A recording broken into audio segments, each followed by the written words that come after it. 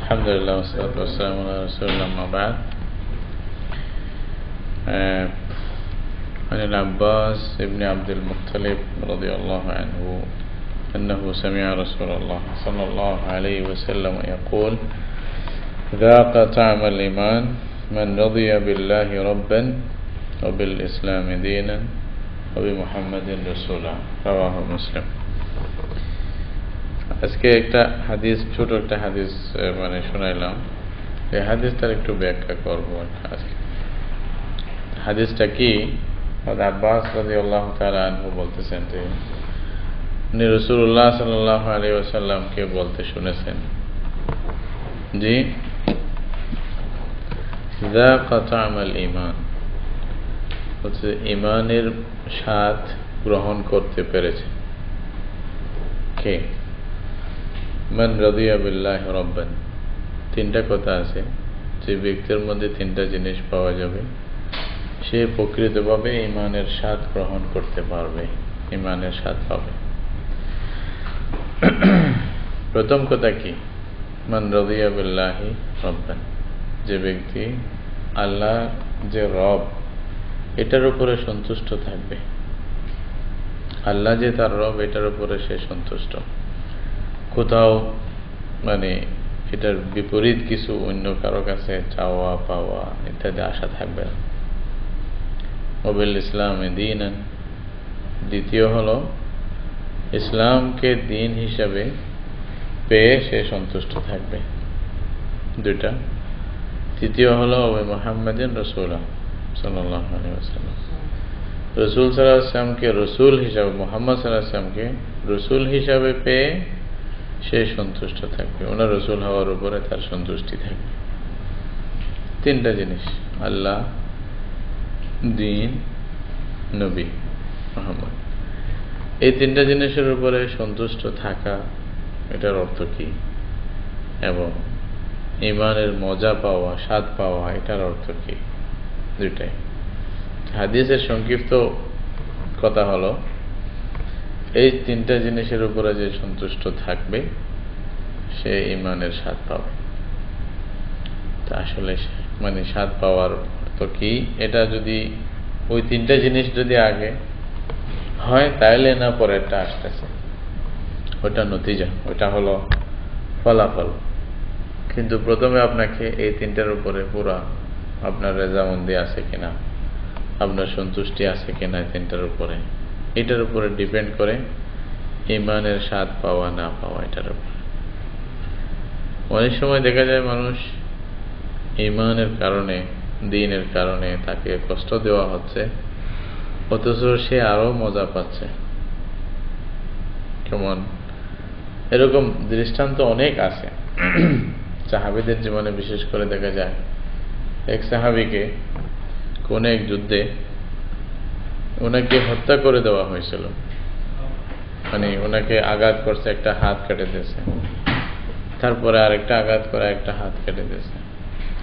ওনার সিনার মধ্যে কেউ আঘাত করছে খুব জোরে সোরে, তেমনকি রক্তের ফোয়ারা বেড়েছে। ফোয়ারা পর্যন্ত, যে পানি যেমন ঝর্ণার মতো পানি পড়ে।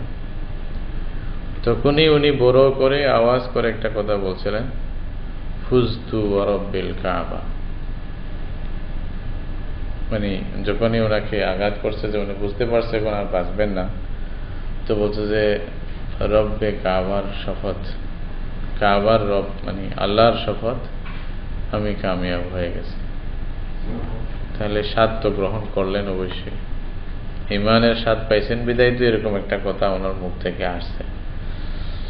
কি স্বাদ ছিল এটা, এবং এই শর্তগুলি কি ছিল, এটার অর্থ কি, এটা একটু ব্যাখ্যা করা আমাদের বোঝা দরকার। এখানে যদিও বা বিশেষভাবে আল্লাহ রাব্বুল আলামিনের একটি গুণের কথা আছে, তো কিন্তু আমভাবে রাদিয়া বিল্লাহি রাব্বান যেটা বলতেছে, আল্লাহর উপরে রব হিসাবে রাজি হওয়া, এটার সাথেই কিন্তু সবকিছুর সম্পর্ক হয়। মানুষ নিজে যদি তার রব কি এটা জানতে পারে, তাহলে তার ইমানি হিসাবে অনেক সমস্যার সমাধান এমনিতে সে পেয়ে যায়, তার বেশি আর সমস্যা বড় বেশি থাকে না। রাদিয়া বিল্লাহি রাব্বান, রব কে, এইটা আগে আমাদের নির্ণয় করতে হবে। পৃথিবীতে আমার রব কোন জিনিস? স্বাভাবিক রব্বুন শব্দের অর্থ একটা আছে যেটা প্রতিপালন করা, প্রতিপালক আমরা মনে করি, যিনি লালন পালন করবেন। তো লালন পালন করার সম্পর্কটা দুনিয়াতে অনেকের সাথে থাকে, যেমন নাকি মা বাপ লালন পালন করে, উস্তাদরাও করে, কোনো একজন মুরব্বীও করে, কোনো অভিভাবক থাকলে হয়তো এতিমের লালন পালন করে, কেউ কাফিরুল এতিম করে। এভাবে অনেক সময় অন্য কাউকে দেখা যায় যারা হয়তো লালন পালন করতে চায়।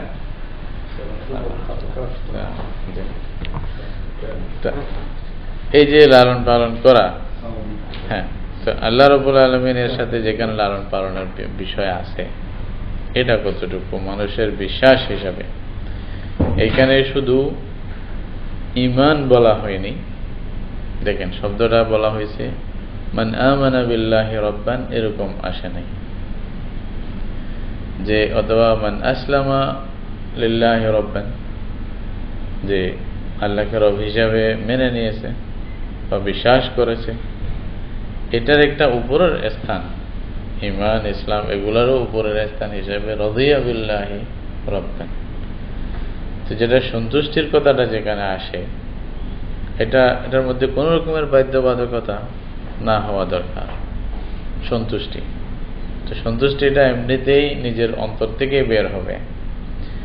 যদি বলেন যে কোরআন হাদিস আছে জন্য মানতেছি, আল্লাহ যে রব এটা আমাদের মানে কোরআনেরও ভাষা, হাদিসেরও ভাষা, বা যুক্তি মতেও এটা আমি বুঝতে পারছি, যার কারণে আল্লাহ রব মানলাম, কিন্তু আন্তরিকভাবে হয়তো এই বিষয়ে আমি সন্তুষ্ট না, নাউযুবিল্লাহ, এরকম হতে পারে।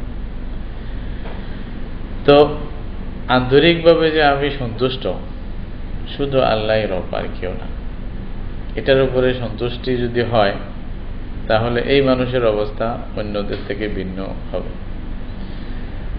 তার কাছে যদি কোটি টাকাও থাকে, তার কাছে অনেক অঢেল সম্পদ থাকে, তারপরেও তার নিয়ত, তার ফিকির, চিন্তা ভাবনা আল্লাহর উপরেই থাকবে, আল্লাহ কেন্দ্রিক থাকবে। যে আমার এতে অঢেল সম্পদ এবং মানে অগণিত টাকা পয়সা, ব্যালেন্স, এগুলো আমার কোনো কাজে আসবে না যদি আল্লাহ আমাকে তৌফিক না দেন, উপভোগ করার যদি সুযোগ না দেন। আল্লাহই আসলে রব, এগুলা উসিলা, এগুলো কোনো কিছু না। এগুলার থেকে উপকৃত হতে পারবো কখন? যদি আল্লাহ আমাকে তৌফিক দেন, আল্লাহ চান। এরকম সন্তুষ্টি যেটা বলতেছে হাদিসের শব্দ, নিজের অন্তর থেকে সন্তুষ্টি থাকা, এটার একটা মানে প্রভাব মানুষের চিন্তা ভাবনা এটার উপরে পড়ে। যদি এটার সন্তুষ্টি থাকে, তাহলে সম্পদ বেশি আসলেও অহংকারী হয় না, সম্পদ চলে গেলেও সেই লোক আবার একেবারে অধৈর্য হয়ে সবকিছু মানে চলে যাবে, সবকিছু চিনিয়ে দেবে, এরকমও হয় না। আইয়ুব আলাইহিস সালাম সম্পর্কে হয়তো আপনারা শুনছেন যে ওনাকে পরীক্ষা করা হয়েছিল, ওনার সব সম্পদ একসাথে মানে বিনষ্ট করার সুযোগ দেওয়া হয়েছিল শয়তানকে, সে নষ্ট করে দিয়েছে। একবার সব জানোয়ারগুলো ধ্বংস করে দিয়েছে, মানে যিনি পালিত পশু ছিল সব, অন্যবার ওনার আওলাদ পর্যন্তকে ধ্বংস করে দিয়েছেন। এভাবে ছিল। তো যখনই ওনার কাছে খবর আসছে যে আপনার তো সব সম্পদ নষ্ট হয়ে গেছে, তখন উনি বিচলিত না হয়ে বা অধৈর্য না হয়ে উনি কি বললেন? আলহামদুলিল্লাহ। তাহলে আল্লাহ যে রব, এটার আমি সন্তুষ্ট, আমার এটা বড় কিছু না, এটাই আমার কি হবে। বরঞ্চ উনি বললেন যে আল্লাহর পক্ষ থেকে এটা একটা আমার উপরে দায়িত্ব ছিল, সেই দায়িত্বটা এখন আল্লাহ রাব্বুল আলামিন আমার থেকে নিয়ে গেছেন, আলহামদুলিল্লাহ, আমি বেঁচে গেলাম। তাহলে প্রভাবটা কিরকম হয়? আর কেউ যদি কষ্টেও পড়ে, তখনও অন্তরটা আল্লাহর উপরেই থাকে, যে না, আমার রব, আমার খালেক, আমার রাজিক সবটা আল্লাহ। এখানে রব শব্দটা বলে মানে অনেক কিছুকেই বোঝানো হয়েছে। তো আরবি ভাষায় যেটা রবের একটা অর্থ আছে, এটা হলো প্রত্যেকটি বস্তুকে, প্রত্যেকটি জিনিসকে একেবারে মানে তার মানে কেন্দ্রবিন্দু থেকে শেষ মানে পর্যায় পর্যন্ত, মানে প্রত্যেকটি স্তরে তার প্রয়োজনাদি যা আছে সব কিছু মানে ঠিক করে দিয়ে শেষ পর্যন্ত পৌঁছানো, এটা হলো রুবুবিয়্যাহ, এটা রব। তো যেই সত্তা এভাবে কোন একটা বস্তুকে তার একেবারে শুরু থেকে নিয়ে শেষ পর্যন্ত প্রত্যেকটি পর্যায়ে সব প্রয়োজন মেটে তাকে পৌঁছাতে পারে, উনি হলেন আসলে রব। এই অর্থে রব শুধু আল্লাহকেই বলা হয়, আর কাউকে বলা হয় না। মানে আপনি যদি দেখেন, একটি পাথরের প্রয়োজন থাকতে পারে অনেক, একটি গাছের প্রয়োজন থাকতে পারে শেষ পর্যন্ত পৌঁছার জন্য। প্রত্যেকজন নিজে নিজে একটা জীবন তাদের আছে, কথাও বলে, হয়তো আল্লাহর তাসবিহ বলে, আমরা জানি না। কোরআনে বলতেছে ওয়াইম মিন শাইইন ইল্লা ইউসাব্বিহু বিহামদিহি ওয়ালাকিন লা তাফকাহুনা তাসবিহাহুম ইন্নাহু কানা হালিমান গফুরা। পৃথিবীতে এমন কোনো জিনিস নাই যে আল্লাহর তাসবিহ পড়ে না। সবাই আল্লাহর তাসবিহ পড়ে, সবাই নামাজ পড়ে। কুল্লুন কাদ আলিমা সালাতাহু ওয়া তাসবিহাহু। প্রত্যেকেই আল্লাহকে কিভাবে ইবাদত করবে, আল্লাহর পূজা কিভাবে করবে, আল্লাহর তাসবিহ কিভাবে পড়বে, সব জানে। হয়তো আমরা বোঝা থেকে অক্ষম, আমরা বুঝি না। ওয়ালাকিন লা তাফকাহুনা তাসবিহাহু, আমরা বুঝি না, এটা অন্য জিনিস। হয়তো আমাদের সাথে মুর্দা, আমরা এটাকে মৃত মনে করতেছি, জান নাই। আল্লাহর ব্যাপারে তাদেরও জান আছে, যেটা অনেক হাদিস কোরআনের অনেক ভাষা এবং বা বিভিন্ন ঘটনা যদি আপনি পড়েন তাহলে বুঝে আসবে যে আসলে বাস্তবে জান আছে, হয়তো আমাদের বুঝার মতো না। যখনই আল্লাহ চান তখন এগুলা তো কথা বলে। দেখি, একটা গাছ ছিল রাসূলুল্লাহ সাল্লাল্লাহু আলাইহি ওয়াসাল্লাম, ওইটার উপরে, ওই যে খেজুর গাছ, ওটার উপরে হেলাম দিয়ে খুতবা দিতেন মদিনা শরীফ, মসজিদে নববীতে। ওই মানে প্রথম মিম্বর বানানোর পূর্বে ওই খেজুর গাছের মধ্যে হেলাম দিয়ে রাসূলুল্লাহ সাল্লাল্লাহু আলাইহি ওয়াসাল্লাম ওইটার উপর বসে কইয়া দিতেন, খুতবা দিতেন। তারপরে জুমার দিন আর কি, খুতবার সময় বসতেন, আবার উঠে দাঁড়াতেন, আবার বসতেন। ওটার সাথে কি সম্পর্ক ছিল? প্রথমবার যখন একটা মিম্বর রাসূলুল্লাহ সাল্লাল্লাহু আলাইহি ওয়াসাল্লামের জন্য বানানো হলো, মিম্বর বসানো হয়েছে, প্রথম জুমাতেই ওই গাছ থেকে পৃথক হয়ে যখন রাসূলুল্লাহ সাল্লাল্লাহু আলাইহি ওয়াসাল্লাম মিম্বরে বসলেন জুমার খুতবা দেওয়ার জন্য, তখন ছোট বাচ্চা যেভাবে কান্না করে জোরে সোরে, সেইভাবেই কান্না শুরু করছে। কে? গাছ। বুখারী শরীফে আছে হাদিস, ফাসাহাতিন নাখলাতু সিয়াহাস সাবী, মানে ছোট বাচ্চা যেভাবে হাউমাউ করে কান্না করে, এভাবেই কান্না করা শুরু করছে। সবাই অবাক যে কে এই সময় কান্না করবে, কে? এদিক সেদিক তাকাচ্ছে। তখন রাসূলুল্লাহ সাল্লাল্লাহু আলাইহি ওয়াসাল্লাম উঠে, নিজের বসা থেকে উঠে ওই গাছের উপরে হাত খোলালেন। গাছের উপরে যখন হাত রাখলেন তখন ঠান্ডা হয়েছে। তাহলে এই গাছ যেটাকে আমার মৃত মনে করছে, যে খেজুর গাছ মরা কিছু না ছিল না, ওইটারও জান আছে, ওইটাও বুঝে, কান্নাও তো করে। হাদিসে যেটা প্রমাণ করলো। তো ওই মিন শাইইন ইল্লা ইউসাব্বিহু বিহামদিহি, যদিও আমরা হয়তো জানি না, বুঝি না বা এরকম, ওরাও নিজের রবকে চেনে, নিজের প্রতিপালককে চেনে। রব বলতে সৃষ্টিকর্তা, রিজিকদাতা, হায়াত মতের মালিক এবং তার সব কিছুর ব্যাপারে যিনি পরিচালনাকারী, সব কিছুর বিষয়, এই সব অর্থগুলো রবের মধ্যে আছে। একজন ইমানদার, একজন মুসলমান যখন আল্লাহর উপরে রব হিসেবে সন্তুষ্ট হয়, তখন তার অবস্থা কিন্তু তার জীবনের মধ্যে যেটা প্রভাব পড়ে এটা ভিন্নতর হয়ে যায়। এটা তার মধ্যে আল্লাহর উপরে তাওয়াক্কুল চলে আসে, তার মধ্যে আল্লাহর প্রতি ভয়ভীতি চলে আসে, তার মধ্যে মানে আল্লাহ থেকে চাওয়া, আল্লাহ থেকে পাওয়ার আশা, এগুলো সব সৃষ্টি হয় যদি সত্যিকার অর্থে আল্লাহর উপরে আমি রব হিসাবে সন্তুষ্ট হয়ে যাই। যে না, আমি তো আল্লাহর উপরে, আমার রব আমাকে না খেয়ে মারবেন না, তাই না? এরকম। এই জন্য তো রাসূলুল্লাহ সাল্লাল্লাহু আলাইহি ওয়াসাল্লাম হাদিসের মধ্যে বলছেন যে তোমরা যদি সেরকম তাওয়াক্কুল করতে, ভরসা করতে আল্লাহর উপরে, যেরকম পাখিরা তাওয়াক্কুল করে, পাখিরা, তাহলে পাখিদেরকে যেভাবে আল্লাহ রিজিক দিচ্ছেন তোমাদেরকেও আল্লাহ সেভাবেই রিজিক দিতেন। কিরকম? তাগদু খিমাসান ওয়া তারুহু বিতানান, সকালবেলায় যখন ওরা যায় তখন পেট খালি, সন্ধ্যাবেলা যখন ফিরে আসে পেট ভর্তি, খায় রিজিক নিয়ে আরামে ঘুমাইতে আসে। বলছে আল্লাহ রাব্বুল আলামিন তোমরা যদি সেভাবে তাওয়াক্কুল করতে তোমাদেরকেও আল্লাহ সেভাবে দিত। তো মুনমাট সামান থাক না থাক, আসবাব থাক বা না থাক, উভয় অবস্থাতেই তার পুরা নির্ভর একমাত্র অন্তর থেকে আল্লাহর উপরে। আজ যে অনেক সময় টাকা পয়সা মানুষের আছে এটা যে কিছু না, এবং সামান যে মানুষের রব হতে পারে না, কোন একটা ব্যবসা বাণিজ্য, চাকরি বাকরি, আরো যত কিছু আছে, বা ক্ষেত মানে খামার ইত্যাদি, এগুলা জমির মধ্যে চাষ করা, চাষাবাদ, এগুলা যে মানুষের রব হতে পারে না, মানুষকে লালন পালন করতে পারে না, এটার প্রমাণ বর্তমানে তো দেওয়ার প্রয়োজন নাই। কারণ এই যে সুনামির যুগ, আপনারা জানেন, সকালের কোটিপতি সন্ধ্যায় খালি হাত ঘুরতেছে, কিছু নাই, সব নিয়ে গেছে। সেও ওই যে ত্রাণ কেন্দ্রে গিয়া কিছুর ভিক্ষা চাচ্ছে, কি করবে? খাওয়ার জন্য কিছু নাই। অনেক সময় নাউজুবিল্লাহ, আল্লাহ মাফ করুক, যে কোনো একটা মুসিবত চলে আসলো, হামলা হয়ে গেল। ইরাকে দেখেন কত কোটি কোটিপতি মানুষ সব কিছু ছেড়ে নিজের মানে হয়তো পরনের কাপড় নিয়ে ভাগতে বাধ্য হয়ে গেছে।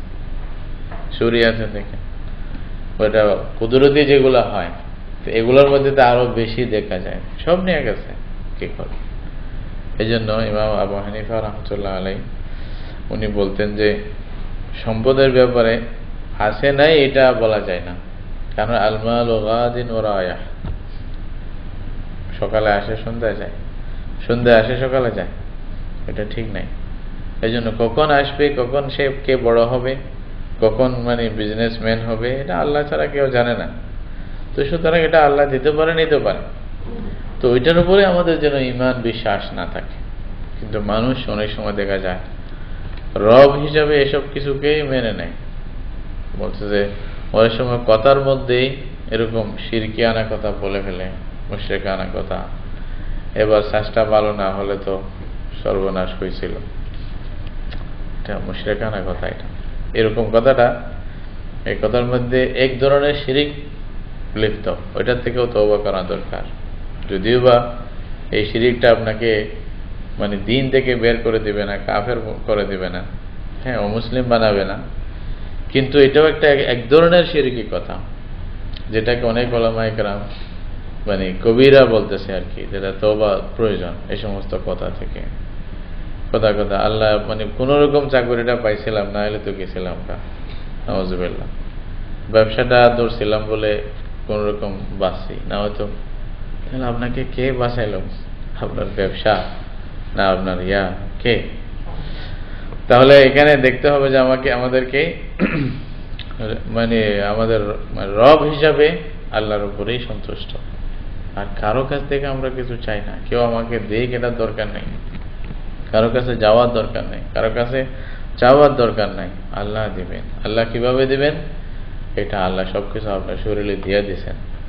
রিজিক কিভাবে দিবেন ওটা দেওয়ার জন্য আপনার শরীরে আল্লাহ ফি আনফুসিকুম আফালা তুবসিরুন, কথার কথা। এইখানে হয়তো কেউ বলতে পারে যে আল্লাহ যদি রিজিক দাতা, ইন্নাল্লাহু আর-রাজ্জাক যুল কুওয়াতিল মাতিন, আল্লাহ রব হন, আল্লাহ প্রতিপালক, আল্লাহ যদি আমাদের সবকিছু দেন, তাহলে আমাদের চাকরি বাকরি এগুলা করতে হচ্ছে কেন? কথা কথা আমি যে চাকরি করি কারো কাছে গিয়া, এই চাকরির মাধ্যমে হয়তো আমি কয়েকটা পয়সা পাই, তাই না?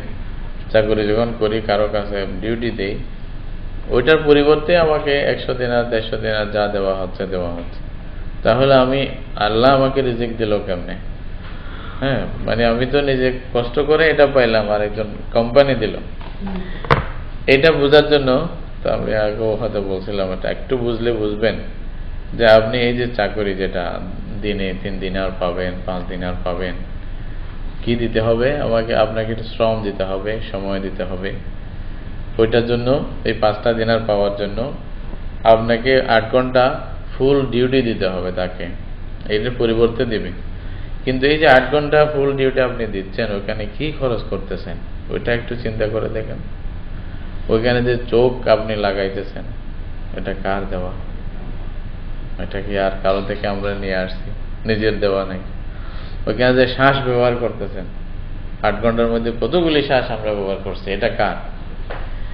এমনি ভাবে প্রত্যেকটা জিনিস, কেউ যদি কথার কথা হাত না চলতো, তাহলে তাকে 5 দিনার কেন, 5 পয়সা দিয়ে কেউ রাখতো? হাত যদি কোনো কাজে না করে, দেমাগ যদি নষ্ট হয়ে যায়, পাগল, তাকে 5 পয়সা দিয়ে কাজে কে রাখবে? কেউ রাখবে না। তাহলে এই যে 8 ঘন্টা আমি দিলাম, এই 8 ঘন্টা আমি যা দিছি, এটার সব কিছু তো আল্লাহই দিছে। তাহলে এই 8 ঘন্টা আল্লাহর দেওয়া সব কিছু দিয়া 8 ঘন্টা শ্রম যা আমি দিতে পারলাম, এর পরিবর্তে যা পেলাম তাও আমাকে কে দিল? আল্লাহই দিল। না হয়তো তো এটা পাওয়ার কোনো সুযোগই ছিল না। ফর এক্সাম্পল, যদি বলা হতো তুমি 8 ঘন্টার মধ্যে যতগুলি শ্বাস নেবে, হ্যাঁ, এক একটা শ্বাসে 5 দিনার করে দিতে হবে, তাহলে আমরা কি পারতাম? আমাদের সম্ভব হতো না, আজেজ মানুষ। তো আসলে এটা একটু ব্যাখ্যা করলে বুঝে আসে যে মানুষ কিছুই করতে পারে না, আল্লাহর হুকুমে হয়, আল্লাহই দেন। ইন্নাল্লাহু ওয়ার রাজ্জাক। তাহলে আমাদের লালন পালন করতে যে আল্লাহ, এটা সন্তুষ্টির সহিত আমাকে বিশ্বাস করতে হবে শুধু। এখানে জন্য হাদিসের শব্দ যেটা বলতেছিলাম, রাদিয়া বিল্লাহি রাব্বান শব্দ আছে এখানে। আমানা বা আরাফা বা অন্য কিছু বিশ্বাস করছে, জানছে ইত্যাদি, এগুলো বলে নেই যে আল্লাহকে রব হিসাবে জানছে, না। আল্লাহকে রব হিসাবে বিশ্বাস করছে, এটা না। আল্লাহ যে রব, এটার উপরে সে সন্তুষ্ট হয়ে গেছে। যে সন্তুষ্টির বিষয়টা অনেক উপরের লেভেলের। এই সন্তুষ্টি যদি আসে, বললাম যে যেটা প্রভাব হয় মানুষের জীবনে, যেটা প্রভাব আসে এরপরে, তখন ইমানের মজা বুঝে আসবে। আসলে ইমানের মজা কি, আল্লাহকে বিশ্বাস করার মজা কি, তখন আরো ভালো লাগবে, ঠিক না? এই একটা কথা। এই যে আল্লাহকে রব কিনা, এই জিনিসটাই কিন্তু মানুষ যখন মৃত্যুবরণ করবে, প্রথম প্রশ্ন এটাই হবে মানুষ থেকে, তুমি কাকে রব মনে করতে? তোমার রব কে ছিল? মান রব্বুকা, এই প্রশ্নটা যে কোনো মানুষ পৃথিবীতে যারা আসছে, তাহলে বোঝা গেল মানুষের জীবনের একটা মহৎ উদ্দেশ্য এটাই যে রবকে চিনবে। রবকে এটা যেন দুনিয়াতে চিনবে, বুঝতে পারবে। তার প্রতিটি নিয়ত, প্রতিটি শ্বাস, প্রতিটি নিঃশ্বাস যেন রবের সম্পর্কে তার ব্যাপারে ধারণা ভালো থাকে, রবের উপরে সন্তুষ্ট থাকে। আমি প্রত্যেকটা জিনিসের মধ্যে আমি জানতে পারি আমার রবকে। তাহলে এটা জিনিস আপনার যদি পরিচিত থাকে, একটা প্রশ্নের উত্তর বা একটা বিষয় সম্পর্কে আপনার পুরো জানা আছে, আপনাকে যেখানেই জিজ্ঞাসা করা হোক, সাথে সাথে আপনি বলতে পারেন আমার রব আল্লাহ। আমি তো আল্লাহকে বিশ্বাস করছি। আমি দুনিয়ার কোনো জড়বাদী কিছু জিনিসের উপর বিশ্বাস রাখতাম না, সম্পদের উপর বিশ্বাস ছিল না, চাকরির উপরে ছিল না, এটার উপরে ছিল না। আমার একমাত্র ইয়ে ছিল আল্লাহর উপরে, যে আল্লাহ সব কিছু করতে পারেন, আল্লাহ শক্তি দিয়েছিলেন বিধায় আমি চলতে পারছি, না হয়তো পারতাম না। চাকরি বাকরি এই সেই এগুলা কিচ্ছু না, দোকানপাট এগুলা কিচ্ছু না।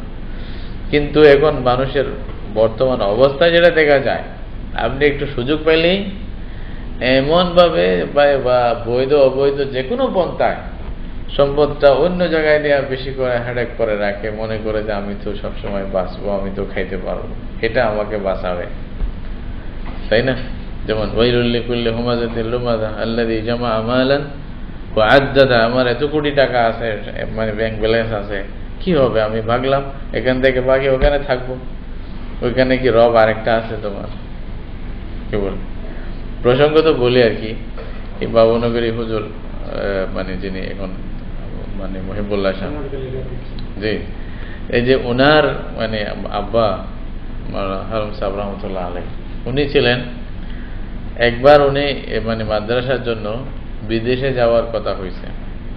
বলছে যে আমি মাদ্রাসার মানে কিছু ইয়ার জন্য খরচপাতি ইত্যাদি উঠানোর জন্য সৌদি আরবে যাই, কিছু দেখি ওখানে বড় শেখদের সাথে সম্পর্ক করে কিছু পয়সা আনা যায় কিনা।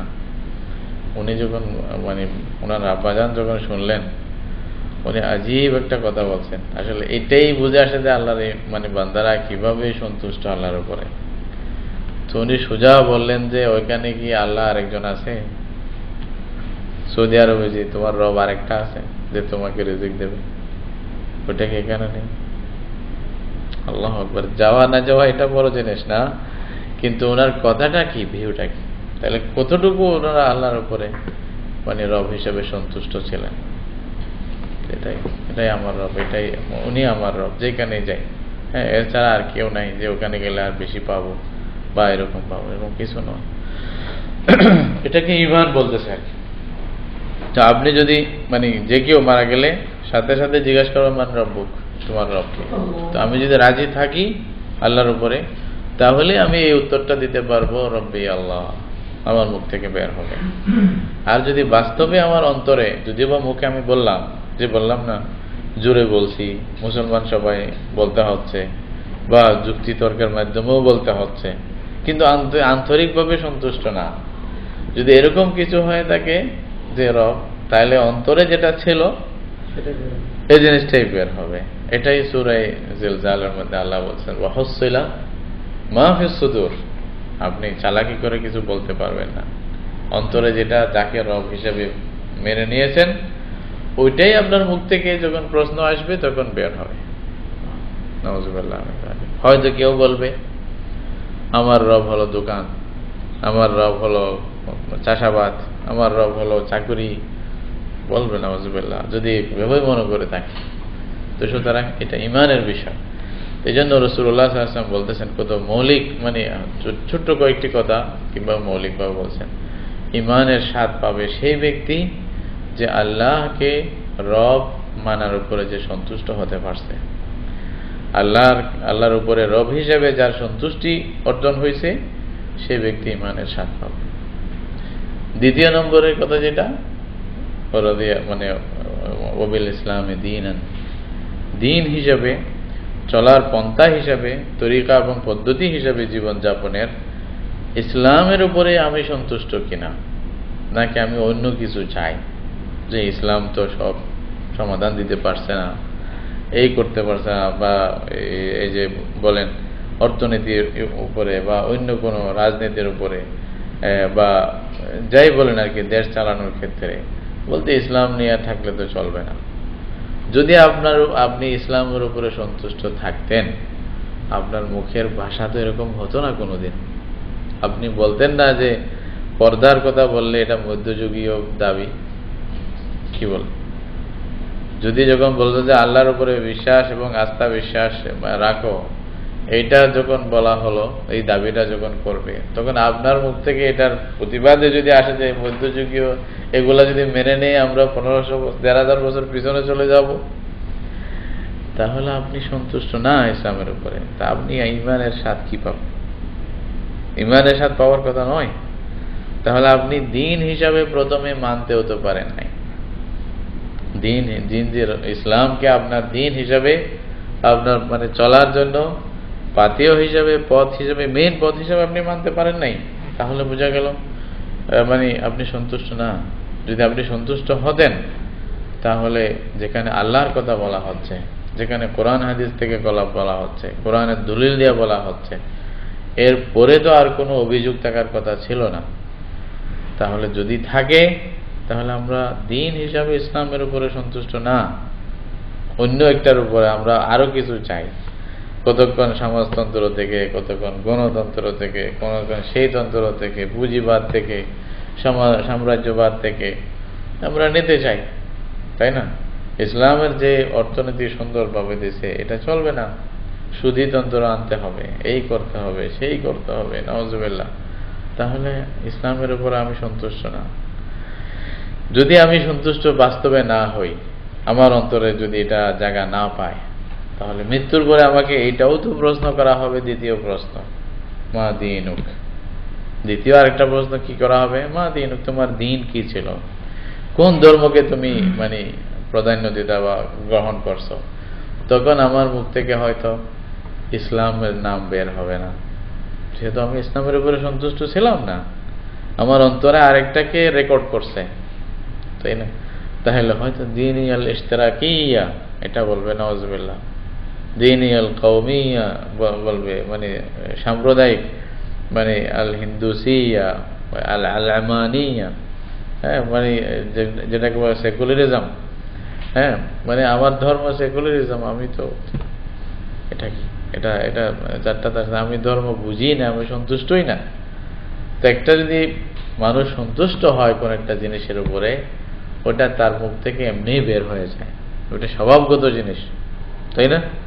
এই জন্য বিশেষ করে যখন সন্তুষ্ট হয় তার উপরে আর কোনো অভিযোগ ইত্যাদি আসেও না, ঠিক কিনা? এটা যদি চিন্তা করেন তাহলে আজকে আমাদের এই যে বড় বড় উচ্চ মানে শাসক বর্গ থেকে ধরে একেবারে মাঠ পর্যায়ের, ময়দান পর্যায়ে, গ্রামে গঞ্জের লোকদের মধ্যে যদি আমরা একটু চিন্তা করি দিন হিসাবে ইসলামের উপর আমরা কতটুকু সন্তুষ্ট, আল্লাহ আমার মনে হয় খুব কম পাওয়া যাবে যারা আমরা দিন হিসাবে ইসলামের উপর সন্তুষ্ট আছি।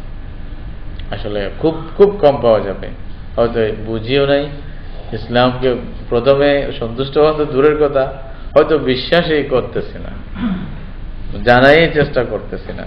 প্রথম জানা, বিশ্বাস করা, তারপরে মর্তবা আসে সন্তুষ্ট হওয়া, যে ভাই ইসলামে যা আছে আমার আর কিছু দরকার নেই, তাই না? বিবাহ শাদী বলেন, আপনি ওই শাসক বর্গের কথা বাদই দেন, গ্রামে গঞ্জে যারা আছে আমরা সামাজিকতা নিয়ে চলি, সামাজিক বিভিন্ন মানে কৃষ্টি কালচার, এগুলোর মধ্যেও আমরা মানে হিন্দু তন্ত্র মন্ত্র এগুলাকে বেশি প্রাধান্য দিই ইসলামের উপরে। সন্তুষ্ট না আমি, না একটু ইয়া না হলে ঠিক আছে, আমি ভালো, একটু না হলে কেমন হয়, একটা কেক না আনলে কেমন লাগে, হ্যাঁ, একটু হলুদের অনুষ্ঠান না করলে, মেহেন্দির অনুষ্ঠান না হইলে একটু বিয়ের মতো দেখায়, তাহলে আপনি ইসলামের উপরে রাজি না, আপনি সন্তুষ্ট না। তো সন্তুষ্ট হইতে হবে আপনাকে, তারপরে এই মর্যাদা পাওয়া যাবে। এই জন্য রাসূলুল্লাহ সাল্লাল্লাহু আলাইহি ওয়াসাল্লাম বলতে, ইসলামের উপরে যে দিন হিসাবে সন্তুষ্ট হতে পারছে সেই ঈমানের স্বাদ পাবে, সেই ঈমানের মজা পাবে জীবনে, যে ঈমান কাকে বলা হয়, তখন খুব ভালো লাগবে তার। আসলেও অনেক সময় এই দিনের উপর আপনি যদি সন্তুষ্টি অর্জন করতে চান, হয়তো মোকাবেলা করতে হবে, জিহাদ করতে হবে, প্রয়োজনে সমাজের সাথে জিহাদ করতে হবে। এটাও এক ধরনের জিহাদ, ঠিক কিনা? যেই সমাজে আমরা বসবাস করতেছি হয়তো খুব দিনদার, নামাজি, পরেজগার, কিন্তু ওইদিকে আবার ওইটা পুরা, তাহলে আমরা তরিকা কোনটা নিলাম? রাসূলুল্লাহ সাল্লাল্লাহু আলাইহি ওয়াসাল্লামের তরিকা নিলাম না আর একটা নিলাম? আল্লাহ রসুলের ওইটার উপরে আমার সন্তুষ্টি থাকা না থাকা, এটা। এই যে এক সাহাবী রাদিয়াল্লাহু তাআলা আনহু, উনি মানে কোন এক বড় মানে একরকম মাহফিলে, মানে যেখানে মুসলিমরা ছিল, খানা খাচ্ছিলেন। তো উনি খানা খাওয়ার সময় দস্তরখানায় মানে কয়েকটা হয়তো লোকমা পড়ে গেছে, দানা পড়ে গেছে, তো ওইটাও উনি তুলে ওখান থেকে নিয়ে খাচ্ছিলেন। তো কেউ বলতেছিল যে এতগুলি বড় বড় লোক আছে, এই মাহফিলে তো এগুলা শোভনীয় না, এটা সভ্যতার একটু বিপরীত, সে আপনি এভাবে করছেন কেন? তো উনি বলছেন যে আতরুকু সুন্নাত হাবিবি সাল্লাল্লাহু আলাইহি ওয়াসাল্লাম লিহাউলাইল হুমাকা, এই বেকুবদের জন্য আমি আল্লাহ রসুলের সুন্নত ছাড়বো? এটা হইতে পারে না, রসুলের সুন্নত এটাই আমি সন্তুষ্ট, এটা আমার ভালো।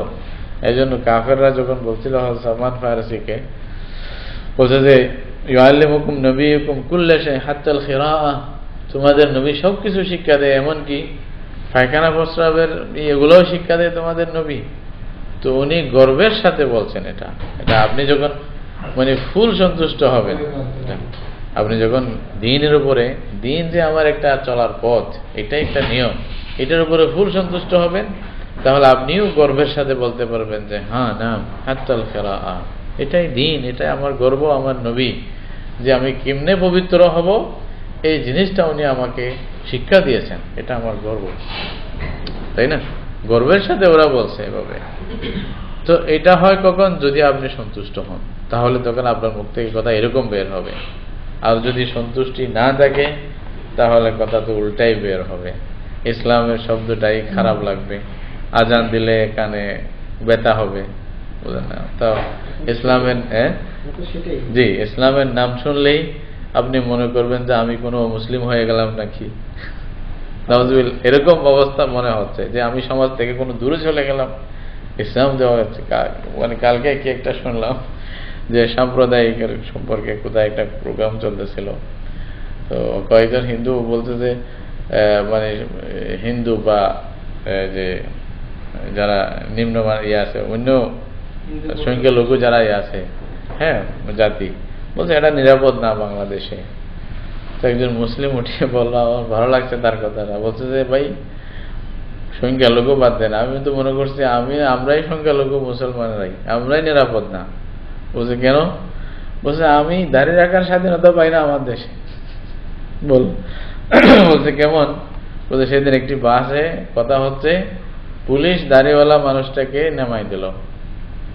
তাহলে আমার স্বাধীনতা তো আমি নিরাপদ না, আমার ইসলাম নিরাপদ না আমার এই দেশে, যেহেতু গুলি তো তোমরা বলছো সংখ্যালঘুদের চিন্তা করার বাদ, আমি তো আমারটাকে স্বাধীনভাবে করতে পারতেছি না।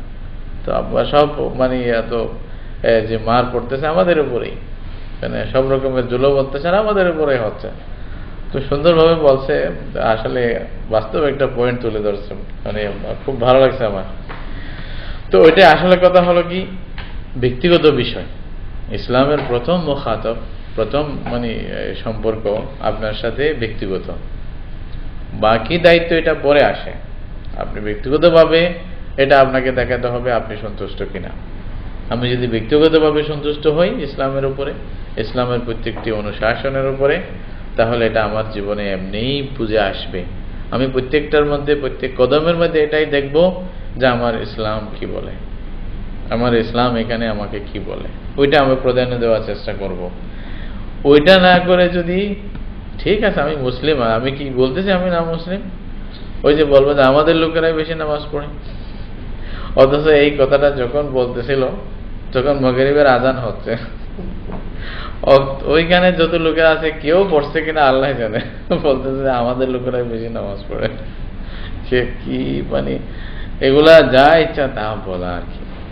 তো সুতরাং এখানে যেটা হাদিসে বলা হচ্ছে রাদিয়া বিল ইসলামে দীনান, রাদিয়া শব্দ আসছে, দিন হিসাবে ইসলামের উপরে সন্তুষ্টি আসা, এটা মহৎ একটি স্তর, এটা অনেক বড় একটি স্তর। আপনি সন্তুষ্ট হওয়ার বিষয়টা আপনার অন্তরে সব কিছুর মধ্যে কোনো অভিযোগ নেই, আমি সন্তুষ্ট, ইসলামের উপরে সন্তুষ্ট, আমার কোনো সন্দেহ নাই ইসলাম যে সত্য ধর্ম, ইসলামের মধ্যে সব সমাধান আছে, ইসলামের ছোট থেকে ছোট, বড় থেকে বড়, আমার জীবনের সব কিছু আমার রাসূল সাল্লাল্লাহু আলাইহি ওয়াসাল্লাম বলে গিয়েছেন, এটা আমি সন্তুষ্ট, এটার জন্য আমি জান দিতে পারি, এটাই মানে হওয়া দরকার। এইরকম লোক আপনি বাংলাদেশে বা যেখানে বলেন একেবারে স্পষ্টভাবে যদি বাছাই করেন কয়জন পাবেন? আরবদের মধ্যেই বা কয়জন পাবেন যারা আরবি ভাষা বাদ দিয়ে ইংলিশ বলাকে পছন্দ করে, এটাকে মানে গর্ব মনে করে, নাউজুবিল্লাহ, মানে ইয়া দেখানোর জন্য টিভি বড় বড় করে ফিট করে রাখবে, সুন্দর করে ইয়া করে কোরআনের গুলা দূরে রাখবে, নাউজুবিল্লাহ। তাহলে আমরা কোথায় কোথায় গিয়েছি? ঈমান কোথায় খবর আছে? আসলে আমার খবরই নাই হয়তো। আল্লাহ রাসূল বলতেছেন যে ইসলাম দিন হিসাবে ইসলামের উপরে যার সন্তুষ্টি থাকবে সে ঈমানের স্বাদ পাবে। তাহলে দ্বিতীয় প্রশ্ন যেটা আমরা কবরে গেলে করবে, তোমার দিন কি ছিল? তখন হয়তো আমি যদি ইসলামকে মানতাম, অবশ্যই জানতাম, ভালোবাসতাম, সন্তুষ্টি আমার যদি ইসলামের উপরে থাকে, আমার মুখ থেকে অটোমেটিক্যালি বের হবে দ্বীন-ই আল ইসলাম। এটা না হয়তো আমি বলবো যে আমি তো সেকুলারিজম ছিলাম, আমি এই ছিলাম, আমি সেই ছিলাম, আমি আপ টু ডেট ছিলাম, নাউজুবিল্লাহ। তখন তো ফিটা খাইতে হবে, আপনার আপ টু ডেট কোথায় যাবে খবরই থাকবে না। তৃতীয় জিনিস যেটা এই হাদিসের মধ্যে রাসূলুল্লাহ সাল্লাল্লাহু আলাইহি ওয়াসাল্লাম বললেন যে কবি মুহাম্মাদিন রাসূলুল্লাহ, আরেকটি সন্তুষ্টি আপনার অন্তরে থাকতে হবে, এটা হলো মুহাম্মদ সাল্লাল্লাহু আলাইহি ওয়াসাল্লাম যে আল্লাহর রাসূল, এটার উপরে আপনি সন্তুষ্ট হতে হবে। সন্তুষ্ট ঈমান, আমি বারবার বলতেছি, এখানে হাদিসের শব্দ ঈমান বলা হয় নাই, মারিফত বলা হয় নাই, চিনা মানা এটা নেই, ইসলাম এগুলা না, সন্তুষ্ট হওয়া, এটা মর্তবাটা আরো অনেক উপরে পর্যায়ে যদি ভাগ করেন, এগুলার পরে হচ্ছে কি আপনি মানে সন্তুষ্টির বিষয়টা। তো সুতরাং রাসূলুল্লাহ সাল্লাল্লাহু আলাইহি ওয়াসাল্লাম যে আমাদের নবী, উনিকে আল্লাহ প্রেরণ করেছেন, ওনার মাধ্যমে সব কথা আমাদেরকে আল্লাহ জানাইছেন। কোনো বালা নাই যা উনি বলে দেন নাই, কোনো খারাপ নাই যার থেকে উনি আমাদেরকে বাধা দেননি। সব কিছু আমাদের সামনে একটা দিন রেখে গেছেন, যেটার রাত্রকেও দিন বলা যেতে পারে, রাত্রও দিনের মতো, এরকম স্পষ্ট। এরকম একটি দিন আমাদের সামনে উনি রেখে গেছেন। ওনার মেহনত ছিল, আল্লাহ রাব্বুল আলামিন ওনাকে নবী বানাইছেন। আল্লাহ ভালো জানেন কাকে নবী বানাবেন, রসুল বানাবেন। আমরা উনি রসুল হওয়ার উপরে আমরা সন্তুষ্ট, আমরা রাজি। হ্যাঁ, আমাদের মধ্যে কোনো রকমের অভিযোগ নাই, কোনো রকমের ইয়া নাই, ওনার বিরুদ্ধে কোনো ইয়া নেই, রাজি। তো যারা রাজি থাকতে পারবে তাহলে তাদের মুখ থেকে কথা কিরকম বের হবে, আর যারা রাজি থাকবে না তাদের মুখ থেকে কিরকম বের হবে। তাহলে রসুলের দুশমনদেরকে যারা প্রোটেকশন দিবে তারা কোন কাতারে যাবে এটা একটু বোঝা দরকার। আর রাসূল সাল্লাল্লাহু আলাইহি ওয়াসাল্লামের উপরে যারা সন্তুষ্ট, যারা এই জন্য জান দিতে চায় যে রাসূলুল্লাহ সাল্লাল্লাহু আলাইহি ওয়াসাল্লামের বিরুদ্ধে কেউ বললে এর আগে আমি মরে যেতে পারি, আমার রসুলকে কেউ বলতে পারবে না, এরকম যাদের মওকিফ, যাদের পদক্ষেপ, তাহলে তাদের বিরুদ্ধে যারা অবস্থান করবে নিজেকে মুসলমান বলে, আর ওদিকে যারা রাসূলুল্লাহ সাল্লাল্লাহু আলাইহি ওয়াসাল্লামের নামে যারা কুৎসা রটাচ্ছে, হ্যাঁ, তাদেরকে প্রোটেকশন দেওয়ার জন্য যারা একেবারে জোর বল সবকিছু শক্তি প্রয়োগ করবে, তাহলে আপনি নিজেই ফয়সালা করতে পারেন যে দুনিয়ার মধ্যেও তো একরকম ফয়সালার একটা আলামত নিদর্শন পাওয়া যায় যে কোন দলের কোথায় যাবে। তাহলে তার সাথে ইমানের কি সম্পর্ক? স্বাদ পাওয়া তো দূরের কথা, তাই না? তো সুতরাং রাসূলুল্লাহ সাল্লাল্লাহু আলাইহি ওয়াসাল্লাম যে মুহাম্মদ সাল্লাল্লাহু আলাইহি ওয়াসাল্লাম যে আমাদের আল্লাহর রসুল ছিলেন, এটার উপরেও আপনি আমার যদি সন্তুষ্টি থাকে, এই তিনটা যদি বিষয়ে আমার সন্তুষ্টি থাকে, তাহলেই আসলে সত্যিকার অর্থে আমি ইমানের স্বাদ পাবো। এই যে হাদিসটা আবার দৌড়াইতেছি, এটা হলে শেষ খোলাসা কথা, সারসংক্ষেপ কথা কি হলো, যে ব্যক্তির অন্তরে আল্লাহ যে রব এটার উপরে সন্তুষ্টি আছে, দিন ইসলাম যে আমাদের দিন, আমাদের ধর্ম, এটার উপরে সন্তুষ্টি আছে, মুহাম্মদ সাল্লাল্লাহু আলাইহি ওয়াসাল্লাম যে আল্লাহর রসুল এটার উপরে সন্তুষ্টি আছে, সেই ব্যক্তি ইমানের স্বাদ গ্রহণ করবে। সে ইমানের মজা পাবে বলতেছে। মজা পাওয়া জিনিসটা ভিন্ন জিনিস। অনেক সময় মানুষ খায়, স্বাদ হয় না, জীবন বাঁচানোর জন্য খেয়ে ফেলে, কিন্তু স্বাদ লাগেনি, তাই না? আর একটা যখন স্বাদ হবে তখন এমনি কেউ বলার আগেই মুখ থেকে বের হবে, খুব স্বাদ হয়েছে, খুব মজা লাগছে, খুব এরকম হয়েছে, তাই না? সেই স্বাদ আমরা কি কেউ অনুভব করতে পারি? হ্যাঁ, আল্লাহ রসুল বলতেছেন অনুভব করতে পারবে যদি এই তিনটা শর্ত তোমাদের মধ্যে পাওয়া যায়।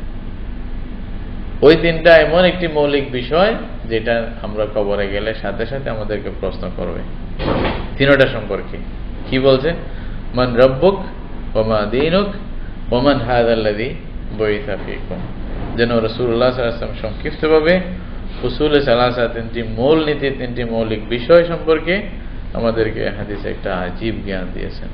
হাদিস যদিও বা কয়েক শব্দ, কিন্তু যদি ব্যাখ্যা করতে যান এটা বিরাট একটি দুনিয়া, বিরাট একটি জাহান এখানে ভিতরে ঢুকে গেছে। এটাই তো আসলে, আপনি যদি আল্লাহকে চিনতে পারেন, আপনি দ্বীনকে চিনতে পারেন, আপনি রসুলকে চিনতে পারেন, তাহলে আপনার বেড়া পার হয়ে যাবে, ঠিক না? তাহলে আপনি ইনশাআল্লাহ কোথাও আটকিয়ে থাকবেন না। আজকে কোথায় বললাম আর কি, যে মানুষ যখন আসলে সত্যিকার অর্থে দ্বীনের প্রতি ইয়া হয়ে যায়, তাহলে তাদের আখলাক চরিত্র কেমন হয়। জুনাইদ বাগদাদি রাহমাতুল্লাহ আলাইহি কে একজন জিজ্ঞাসা করছিল যে একজন ব্যবসায়ী, একজন বুড়ি আর কি, একজন বুড়ি ব্যবসায়ী বলছিল যে জুনাইদ, কি আপনার দাড়ি বেশি ভালো নাকি আমার যে ছাগল আছে ছাগলের দাড়ি বেশি ভালো? চিৎকার করে কথাটা বলছিল। বলছে যে এটার উত্তর এখন না, এটার উত্তর আমি মারা গেলে তারপরে দেওয়া যেতে পারবে, এর আগে না। আমি মরার পরে বুঝতে পারবো যে আমি ভালো কিনা। যদি আমি ভালো হই, সেই 3 প্রশ্নের উত্তর দিতে পারি, যদি আমার সাথে আল্লাহ রাব্বুল আলামিনের ফেরেশতাদের মুআমালা ভালো হয় এবং আল্লাহর সাথে আমার সম্পর্ক ভালো হয়, তাহলে আমার দাড়ি ভালো, এটা আমি গর্ব করে বলতে পারবো। আর যদি আমি ওইখানে আটকিয়ে যাই, ওই 3 প্রশ্নের মধ্যেই যদি আমি কোনো একটা উত্তর দিতে না পারি, তাহলে আমার চেয়ে ছাগলের দাঁড়িয়ে ভালো, অনেক ভালো, আমি কি মানুষ না। তাহলে এভাবেই নিতে পারবেন যদি দ্বীনের উপরে সেরকম মজবুতি থাকে, সেরকম বুঝ থাকে, সেরকম সন্তুষ্টি থাকে। আল্লাহ আমাদের তৌফিক দান করুক এবং রাসূলুল্লাহ সাল্লাল্লাহু আলাইহি ওয়াসাল্লামের হাদিসগুলো বুঝে ওটা থেকে সবক নেওয়ার জন্য আল্লাহ সবাইকে তৌফিক দান করুন। জাযাকুমুল্লাহ খাইরান। আসসালামু আলাইকুম।